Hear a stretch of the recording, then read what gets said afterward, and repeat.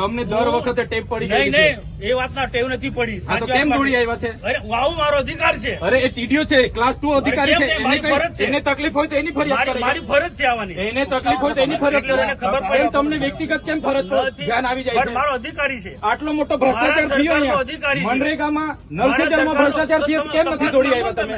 કેમ દોડી નથી આવ્યા? તપાસ માંગો તમે. તો તમારી સરકાર છે, કરાવો ને. કરાવીશું, એ બી તપાસ કરાવીશું. કમલોમાં બનાવ્યા તો નિહાળ બનાવો અહીંયા. તપાસ બધું થશે. તમે 20 કરોડના કમલોમાં બનાવ્યા તો નિહાળ બનાવો અહીંયા.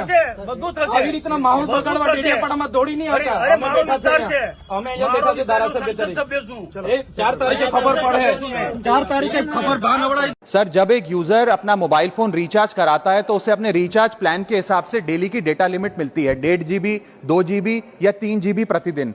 लेकिन ये डेली की डेटा लिमिट जो होती है रात 12 बजे समाप्त हो जाती है, जैसे ही दिन खत्म होता है, और ये अनयूज डेटा जो है ये फोरफिट हो जाता है, ये अगले दिन रोल ओवर या नेक्स्ट डे कैरी फॉरवर्ड नहीं होता है।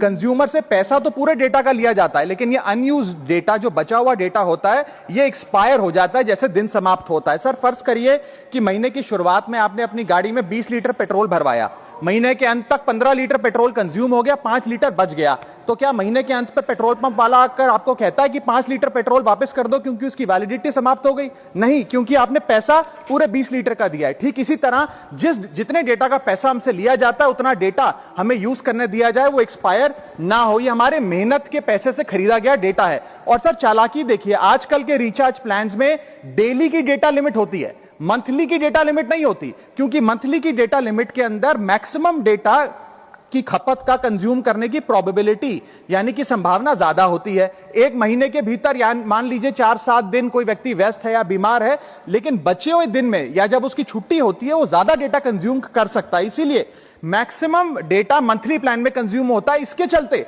आज टेलीकॉम ऑपरेटर डेली की डेटा लिमिट वाला प्लान पुश करते हैं। सर, आज इंटरनेट सिर्फ एक एंटरटेनमेंट या मनोरंजन का सोर्स नहीं है, ये एक प्रकार से हमारे जीवन के लिए एसेंशियल बनता जा रहा है। It is like digital oxygen, हर चीज के लिए इंटरनेट चाहिए, और इसीलिए आज करोड़ों भारतीयों का जब लाखों जीबी डेटा रोज एक्सपायर हो जाता है, अनयूज्ड बचा हुआ डेटा, क्योंकि उसकी वैलिडिटी समाप्त हो गई, तो ये सवाल अब सिर्फ डेटा का नहीं है सर, ये कंज्यूमर राइट्स का सवाल बन चुका है। इसीलिए मेरी 3 स्पष्ट मांगे आज सदन में। पहली मांग, ये नियम बने कि डेटा कैरी फॉरवर्ड यानी कि डेटा रोल ओवर की सुविधा हर यूजर को दी जाए, यानी कि दिन के अंत पे आपका जितना जीबी डेटा बच गया वो अगले दिन के आपके डेली के डेटा पैक में जोड़ा जाए, वैलिडिटी के साथ समाप्त ना हो।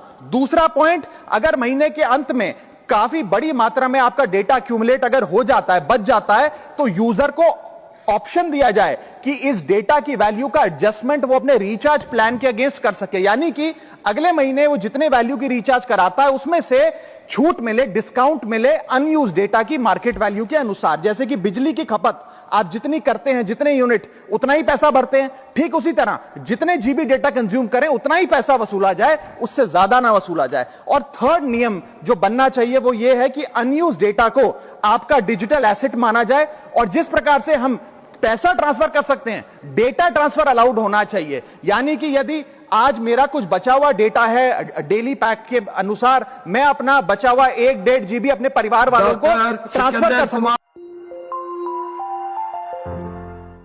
અમે દારૂ અને ડ્રગ્સ રોકવાની વાત કરીએ ત્યારે મારા પોલીસ અધિકારીઓ પીવાવાળાને લઈને આવે છે, પીવાવાળાને લઈને આવે છે, બસ પીવાવાળાને લઈને આવે છે, તો બુટલેગરોને કોણ લાવશે? તમારો કાકો? रुको जरा, सबर करो। गाड़ी भरावे ने क्याथी भगावे के तार भाई बुटलेगर, के तार भाई बुटलेगर। જીએમડીસી પ્રોજેક્ટ વાલિયાનો નાખવાનો આજે ગતિવિધિઓ ચાલે છે, જેના ભાગરૂપે આવતીકાલે એટલે કે 22/4/2025ના મંગળવારના રોજ 11 કલાકે સોડગામ તાલુકો વાલિયાના ગ્રાઉન્ડ ખાતે, સોડગામના ગ્રાઉન્ડ ખાતે લોક સુનાવણી રાખવામાં આવી છે। ત્યારે આ અસરગ્રસ્ત લોકોના સમર્થન માટે હું આવી રહ્યો છું, અને તમામ લોકોને હું અપીલ પણ કરું છું, કોઈપણ જાતની પક્ષ, પાર્ટી, પોલિટિક્સ ઘરે મૂકીને, કોઈપણ જાતના સંગઠન, ધર્મ, સંપ્રદાયો ઘરે મૂકીને, નાતી જાતિ ઘરે મૂકીને બધા એક મંચ પર આવીને આ વિનાશકારી પ્રોજેક્ટનો સખત શબ્દોમાં આપણે વિરોધ કરવાનો છે। ભૂતકાળમાં ડેમોના નામે, જીઆઈડીસીઓના નામે, જીએમડીસીઓના નામે, હાઈવે નેશનલ કોરિડોરોના નામે અને જે નહેરોના નામે જે જમીનો સંપાદન થઈ છે એના અસરગ્રસ્તોને આજે પણ વળતરો નથી મળ્યા. ત્યારે રાજપારડીનો લિગ્નાઇટ પ્રોજેક્ટ હોય એના આજુબાજુના ગામો આજે પણ પોતાના વળતરો માટે વલખા મારે છે. ત્યારે આ 18 ગ્રામના અસરગ્રસ્ત લોકોના સમર્થન માટે આવતીકાલે હું ત્યાં પધારી રહ્યો છું અને તમામ વડીલો, યુવાનો, માતા બહેનો, આગેવાનોને પણ હું વિનંતી કરું છું કે સૌ આપણે 10 કલાકે ઉમરગાંવ ખાતે ભેગા મળીશું અને પગપાળા યાત્રા કાઢીને સોળગામ પહોંચીને આ વિનાશકારી પ્રોજેક્ટનો આપણે સૌ સાથે મળીને બહિષ્કાર કરી. જય મુરલીધર મિત્રો, જય માં મોગલ, જય શ્રી રામ, જય હિન્દ. હું છું લાલો આહિર. મિત્રો આજે તમામ 18 વર્ષને એક વાત કરવા માંગુ કે મિત્રો જે આપણી આઈડી હતી લાલો આહિર 1111 એ આઈડી મિત્રો ખજૂરે રિપોર્ટ મારી અને બંધ કરી દેવામાં આવી. આ છે લાલા આહિરની પાવર. હો, આ લાલા આહિરનો પાવર. હારાને આઈડીઓ રિપોર્ટ મારીને બંધ કરવી પડે. જોકે ભાઈ આપણે કંઈ આ બીજી આઈડી બનાવી લીધી લાલા આહિરે. તું કેટલીક આઈડી ખજૂર, કેટલીક આઈડી તું બંધ કરાવી? તું લાલા આહિરનું મોઢું તો બંધ કરાવી નહીં રગી. તારી મેરે હેસિયત છે લાલા આહિરને સામે જવાબ દેવાની? તું વાં નતો જવાબ દઈ શકતો એટલે તે મને તો એ કીધું તું. એટલે મિત્રો મેં જેટલું સત્ય ખજૂરનું મૂક્યું એ બધું પ્રૂફ સાચું છે. મેં તો લાઈવમાં કાલે બોલ્યો હતો ને એ આઈડીમાંથી કે ભાઈ જેટલા રેકોર્ડિંગ જો ખોટા હોય તો એફએસએલમાં ખજૂરને કયો મારો મોબાઈલ હું દેવા તૈયાર છું. તો રિપોર્ટ મારીને આઈડી બંધ કરાવવાનું કારણ શું? તો ભાઈ લાલો આહિર ત્યાં મિત્રો 18 વર્ષને કહેવા માગું કે ત્યાં લાલો આહિર સાબિત થાય કે લાલો આહિર સાચો છે ને ખજૂર એકદમ ધુતારો છે. એટલે મિત્રો આ મારી નવી આઈડી રહી. મિત્રો તમામ લોકોને કહેવા માગું કે આ મારી નવી આઈડી. હવે મિત્રો તમારે ફોલો કરવો ન કરવો એ તમારા હાથમાં છે કે કોણ સાચું છે ને કોણ ખોટું છે. હું જે 18 વર્ષને જે સત્ય બતાવતો હતો એટલે ખજૂરને જે કારા સીઠા બહાર કાઢતો હતો એટલે મિત્રો ખજૂરે રિપોર્ટ મારી અને આઈડી બંધ કરી દીધી કે એના કારા સીઠા બરાબર નીકળતા હતા.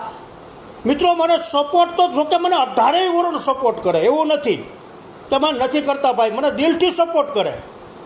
કે જે અમુક 2-4 ખાલી 2-4 જણા વિડીયો બનાવે એનાથી મને કંઈ ફેર પડતો નથી. ને આ તરુણને મારે કહેવાનું ને ખજૂરને કહેવાનું કે તમારા કારા છીઠ્ઠા બરાબર નીકળતા હતા ને એટલે તમે અત્યારે રિપોર્ટો મારી ને આઈડી મારી બંધ કરી દેવામાં આવી. હજી આજે મારી દે રિપોર્ટ બંધ કરાવી દે. 18 વર્ષ હાટું થઈ સત્ય બોલવા વાળો લાલો આહિર છે. 18 વર્ષ હાટું થઈ આ ઇન્સ્ટા આઈડી, મારી ફેસબુક આઈડી, મારી યુટ્યુબ આઈડી જો ઉડી જાય ને તો એ લાલા આહિરને કંઈ ફેર પડતો નથી. ને ખજૂર તારા સીઠા તો હું બહાર હવે કાઢી. હવે જો તું 18 વર્ષને બતાવી કે આ કેટલો નાલાયક છે નહીં.